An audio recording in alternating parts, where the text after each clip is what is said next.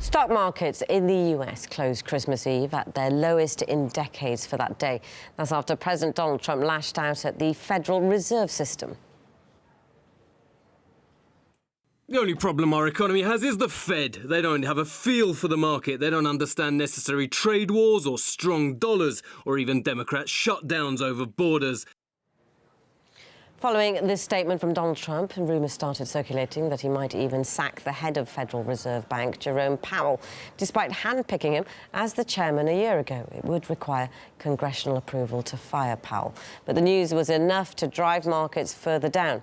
In a bid to reassure investors after one of the worst weeks in a decade, the Treasury Minister made what some are calling emergency phone calls to the heads of the 6 largest banks. Jeffrey Tucker, editorial director at the American Institute for Economic Research, thinks in order to avoid a crisis, US trade policy, among other issues, should be significantly changed. This is actually a very bearish sign about our economic prospects in the future, and this is why people are talking about a coming recession. The economy is still strong on paper. If you look at the data, it's strong, but the job of the stock market is not to read the existing data, which is always about the past. The job of the stock market is to anticipate the future that hasn't yet unfolded. It hasn't done damage yet, but we're in a very critical moment right now.